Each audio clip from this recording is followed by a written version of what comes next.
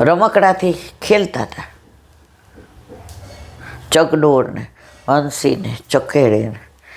એટલે માએ 2-3 વાર કીધું, લાલા અબ તો દેખ ખેલ લિયો, चल अब भोजन साज लियो है।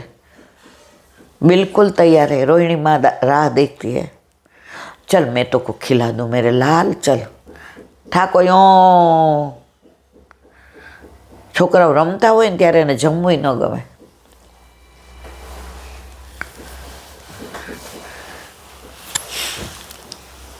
माँ बीजी बार कही, लाला देख भैया को दूध है, मैंने अभी अभी निकालो, चल लाला। ओ माँ के अब शू करूँ? माँ के सुन, अरे जल्दी जल्दी इकट्ठा कर ले। क्यों? आ बधा नाना नाना छोकरा गामना आव्या ने एक एक रमकड़ो लई जा, तारी पासे एकेय न रहे। ठाकोरजी ओલું પહેર્યું હતું ને એ આમ કરીને બધા રમકડા અંદર કરીને આમ કરી લીધું. माँ चल मोको बड़ी भूख लगी है। तो ઘરમાં આ બધા સંસ્કાર પહેલાં અમે સાવ નાના હતા ને 7-8 વર્ષના, તો મહારાજ લોટી આવે, એને લોટિયા મહારાજ જ કહેવાય. ચપટી દેવાનું. તો સવારના પહેલાં બપોરની સ્કૂલ હતી. સવારની સ્કૂલ અમારે શનિવારે જ હોય, બાકી બપોરે 12:15 થી 5:15, 5:30 ઘરે આવીને રમવાનું. અને પછી જમીને પાછા તડકો છાંયો નદી પર્વતને, અને સવારે વહેલા ઉઠી નાહી ધોઈ બ્રશ કરી નાસ્તો કરી અને ભણવા બેસવાનું. આ છોકરાઓ અત્યારે ટેબલ કહે, ટેબલ કરવા કોઈ ન ગમે, બધાને ઓલું કેલ્ક્યુલેટર ને કોમ્પ્યુટર ને મોબાઈલ ને. મને બરાબર યાદ છે, સવારે કાકા ચા નાસ્તો કરતો હોય, ચલો 15નો પાડો બોલો, 17નો પાડો બોલો. અત્યારે ઊંઘમાંથી ઉઠાડે તો 17 છક બિલન તરસો, તમે હું બધાય બોલીએ, કારણ કે મોઢે કરાવતા. તો અત્યારે જુઓ તમે આ બધા સંસ્કાર. તો એ લોટીએ મહારાજ આવે ને, હવે આપણે ભણતા હોય ને લેસન કરતા હોય ને એટલે પાટી હોય ને પેન હોય ને ઓલું લૂછવા માટેનું કપડું હોય ભીનું ને, અને બરાબર દાખલાનું આમ એન્ડ આવ્યો ને ત્યાં બા એમ કે બેબી ચપટી આપી દેજે. અરે હું કહું તું આપ બટા, મારા હાથ લોટવાળા છે, લોટ બાંધો છે.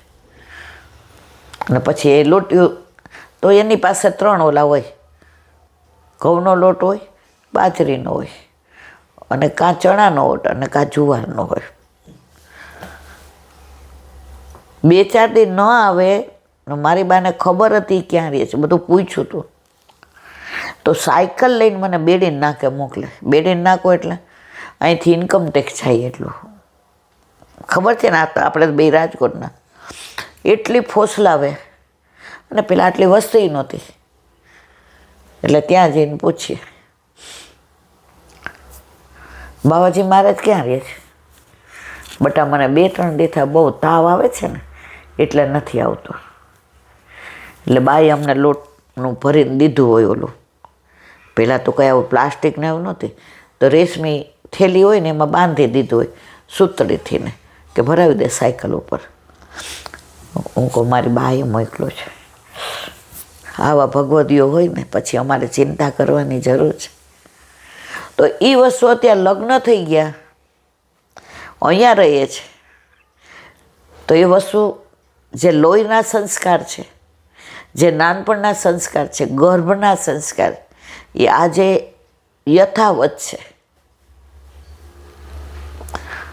તો આપણા ઘરે પણ આપણા છોકરાઓ કે પૌત્ર પૌત્રીને દેતા શીખવા. અત્યારે કોઈને દેવું નથી ગમતું. નાની વાતના વિરામ આપીએ. હવે વ્રજ વિહાર.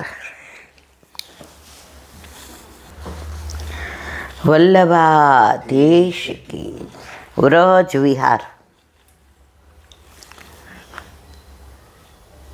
વ્રજની વાત ના આવે ત્યાં સુધી દિવસ અધૂરો. વ્રજની વાત આવે એટલે દિવસ મધુરો. 8મી ફેબ્રુઆરીએ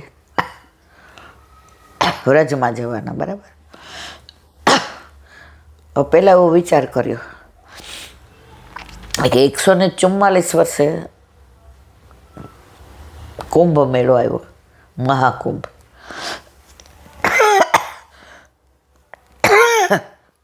તો વ્રજમાંથી એવો વિચાર કર્યો કે જઈ આવીએ. પણ જે જઈ આવ્યા એનો સમાચાર આવ્યા કે ચાલવું બહુ પડે છે. હવે આ પગની તકલીફ, હાથની તકલીફ, એટલે ચલાતું તો છે નહીં. મેં કીધું આપણે તો ઠાકોરજીએ ચરણારવિંદમાંથી ને ગંગાજીનું પ્રાગટ્ય થયું, બરાબર?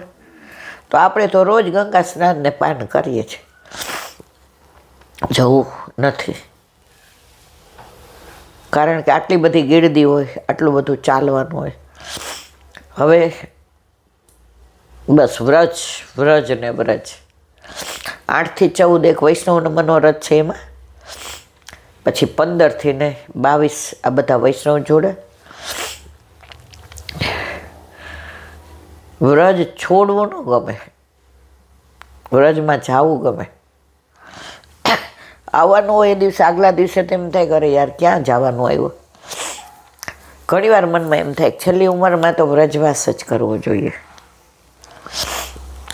પણ આપણે તો મનોરથ કરીએ, મનોરથ પૂરક ઠાકોરજી યમુનાજી ઈચ્છે ને તો ત્યાં રાખે, બાકી ના ઈચ્છે તો ગયેલાય પાછા આવીએ. તો દર વખતે મનોરથ થાય કે 2-3 મહિના રહીએ, પણ જ્યાં સુધી મહારાણીમાં કૃપા નહીં કરે ત્યાં સુધી રહી શકાય નહીં. તો હવે વ્રજ. કાલે આપણે ગોકુળનાથજીના મંદિરની વાત કરી. ત્યાંથી 2 કિલોમીટર અંદર શ્યામઢાક છે. શ્યામઢાકમાં શ્યામ તલાઈ છે, શ્યામ સાગરકુંડ છે, શ્રીજી બાવાની ચરણ ચોકી છે અને ગુસાઈજીના બેઠકે છે. શ્યામઢાક નામ કેમ પડ્યું? એ એવા ખાખરાના પાન છે, ખાખરાનું વૃક્ષ છે અને દૂના આકારના છે, એટલે દોના કદંબે એને કહેવાય છે. 50 વર્ષ પહેલાં તો ખરેખર દોના જ તમે માનો કાંઈ ન લઈ ગયા હો અને ઠાકોરજીને ભોગ ધરવો છે. હવે રસ્તામાંથી કેળા લીધા, સમાણી નથી માનો કે છાલ કાઢી, 2 ટોપકા કાઢીને 4 ટૂંક કર્યા અને એ દોનો લીધો, વૃક્ષનું પાન. તમે એની અંદર ધરાવો ને તમને એવું લાગે કે દોના છે. જેમ જેમ કળયુગ પ્રવર્તતો જાય છે એમ એમ બધું તિરોહિત થતું જાય છે. કારણ કે જ્યાં સુધી આ તિરોહિત ન થાય ત્યાં સુધી કળયુગ આવે નહીં. ગિરિરાજજી રોજ તલભાર ઘટે છે. સુરદાસજીએ કહ્યું જબ તક ગિરિરાજ, જબ તક યમુનાજી, જબ તક વલ્લભ કુળ, તબ તક કલયુગ નાહી. જ્યાં સુધી યમુનાજી છે, જ્યાં સુધી ગિરિરાજજી છે અને જ્યાં સુધી વલ્લભકુળ છે ત્યાં સુધી કળયુગ છે, પણ વૈષ્ણવને સ્પર્શ નહીં કરે. કારણ સારસ્વત કલ્પવાળો ઠાકોરજી કળયુગ હોવા છતાંય આપણા ઘરમાં, આપણા માથે વલ્લભે પધરાવી દીધો છે. તો આ શ્યામઢાક, શ્યામઢાકની ઘણી બધી લીલા છે. એમાં આપણે 1-2નું અનુસંધાન જે આ ગ્રંથમાં છે એનું કરીએ કે ગોવિંદ સ્વામી રોજ શ્યામઢાક પર ઠાકોરજી સાથે ખેલવા આવતા, સખ્ય ભાવ હતો. ગોવિંદ સ્વામી તો દાવ ન દે તો એની પાછળ દોડતા હતા, એવી ભયબંધી હતી, એવો સખ્ય ભાવ હતો. અને ઠાકોરજી હોશિયાર હતા, એ તો છે જ ને. આપણને આટલા હોશિયાર કર્યા હોય એ કેવો હોય? તો જૈન મંદિરમાં ઊભા રહી જાય, દાવ ન દેવો પડે ને. અને ગોવિંદ સ્વામી એ બહાર નીકળ, દાવ આપવો પડશે. ગુસાઈજી કે આમ બોલાય? ખેલ મેં કાહે કો ગુસાઈયો? અવડી દીધી કે ખેલમાં કાંઈ ગુસાઈજીનું ન હાલે, આ ગુસાઈજીનો છે એટલે અમારે કાંઈ કહેવાનું નહીં. ત્યારે ગુસાઈજીએ સમજાવ્યું, ગોવિંદાસ એમ ના બોલાય, ભલી એ ખેલવે કી બાની. જો આને કહ્યું ખેલ મેં કાહે કો ગુસાઈયો. ગુસાઈજીનો એટલે તારે ગમે એમ કરવાનું. ગુસાઈજી કે ગોવિંદાસ यूं नहीं बोलते, यूं बोलो, ભલી તેરી ખેલવે કી બાની. તારી રીત નિરાલી છે. આપણે યારે કોઈ બહુ ઓલું કરે તો આપણે કે ભલા માણસ, તમારી યારે આવી અપેક્ષા નહોતી. ભલા માણસ કહીએ તો એમ શ્યામ ઢાકુ પર ઠાકોરજી ખેલતા હતા ગોવિંદ સ્વામીની સાથે. અને ઉથાપનનો સમય થયો એટલે ઠાકોરજી કહે, હે ગોવિંદા, अब काकाजी मुझको डांटेंगे, काकाजी मुझको बरचेंगे. દોડ્યા તો ગિરિરાજ ઉપર ચડવા ગયા ને તો વૃક્ષમાં એમનું તનિયાનું પેલું ભરાઈ ગયું અને ત્યાં જ રહ્યું. અને મંદિરમાં જઈને ઊભા રહ્યા તો પેલું ધોતીનું ફાટેલું હતું દેખાતું. ગુસાઈજી કે બાબા, કાકાજી कहाँ भयो? वो गोविंदा के साथ खेलत तो ने, तो खेल में दौड़ के आयो. गुस्साई गई त्यारथी नियम कर्यो. 3 શંખનાદ અને 3 ઘંટનાદ થાય ને ત્યાં સુધી રાહ જોવાની. એટલે ઠાકોરજીને જે આ શ્રમ પડ્યો એ શ્રમ ના પડે, ત્યારથી આ નિયમ કર્યો. આપણે ત્યાં સાક્ષાત બધી લીલાઓ છે. ગુસાઈજીએ કે વલ્લભે એમને કાંઈ નથી આપ્યું. જે જે લીલા થઈ એના અનુસંધાનમાં જ બધું આપ્યું છે. હવે માનો કે ગોપી વલ્લભ ભોગ એ આપણા ઘરે નથી, વલ્લભપુરના ઘરે છે. આ બધા જાણતા હો, પણ સેજ અમસ્તું ટોકમાં શૃંગાર કર્યા પછી રાજભોગની સામગ્રી થાય ત્યારે રાજભોગ આવે ને, તો મહાપ્રભુજી વલ્લભ બિરાજતા હતા અને રૂમઝુમ અવાજ આવ્યો. જોયું તો સામનેજી હાથમાં સામગ્રીનો થાળ લઈને પધાર્યા અને શ્રીજી બાવાને ધરાવ્યો. મહાપ્રભુજીએ કીધું, વલ્લભે દમલા દેખ, સામર ઠાકોરજી કો શ્રમ ભયો. શૃંગાર અને રાજભોગ વચ્ચે જે સમય વધુ થાય છે તો એટલી વાર પણ ઠાકોરજી રહી શકતા નથી. તો સામનેજી પ્રભુના તત્સુખનો વિચાર કરી અને સામગ્રી લઈને પધાર્યા. તો સામનેજીને શ્રમ પડે ને. તો આપણા ઘરે આજથી ગોપી વલ્લભ ભોગ, તો વલ્લભકુળને ત્યાં આજની તારીખમાં પણ શૃંગાર પછી ગોપી વલ્લભ ભોગ આવે. કારણ કે સામનેજી સ્વરૂપ છે ને, એનું પ્રગટ પ્રમાણ કયું? ગમે એ વલ્લભકુળના બાળકો હોય, આરતી કરે ત્યારે કાનમાં કુંડલ હોય અથવા તો કર્ણફૂલ હોય, હાથમાં કંકણ હોય, ચુંદડીના ભાવથી ખભે ઉપરણો હોય, સુંદર મજાનું તિલક હોય સૌભાગ્યના ભાવથી, અને ગળામાં મંગળસૂત્રના ભાવથી કંઠી હોય. સાક્ષાત તમને સામનેજીના સ્વરૂપના દર્શન થાય.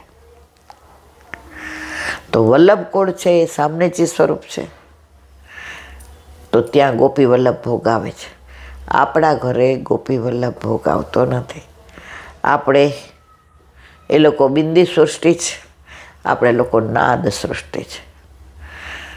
બિંદુ સૃષ્ટિને નાદ સૃષ્ટિ બહુ વાલી, અને નાદ સૃષ્ટિને બિંદુ સૃષ્ટિ બહુ વાલી. તો વ્રજની તો અનેક લીલાઓ. શ્યામ ઢાક અત્યારે આ બધું સરસ થઈ ગયું. અમે તો એવું આમ વન જોયું છે ને મજાનું, કે ત્યાં તમે જુઓ તો ઘાસ હોય ને, વનરાય હોય ને, એટલા પક્ષીઓ કેકારવ કરતા હોય ને, મોર હોય ને, ત્યાં શામ તલાય છે ને, એટલા બધા ક્રોદમના વૃક્ષ ને, આ દોનાનું વૃક્ષ ને. તો પહેલાં તો અમે જતા ને તો ઘરેથી ને ઠાકોરજીને પધરાવીને જઈએ, કારણ કે ત્યાં બધી વ્યવસ્થા નહોતી ત્યારે. જળની નહીં હતી, ડંકી નહીં હતી. પછી શૃંગાર કરીએ ઠાકોરજીને અને પછી રાજભોગનું બધું પેલા પિત્તળના ટિફિન હતા, અને જૂના માણસો તો સ્ટીલમાં ધરાવવાનું ના પાડતા હતી કે એ લોખંડની વસ્તુ નહીં. આ તો લગભગ 40-45, અમે 15 વર્ષના હોઈએ ત્યારે 50 વર્ષના પહેલાંની કે, તો ટિફિન બધાય ભરી લે અને રેશમી વસ્ત્ર બાંધી દેવાનું.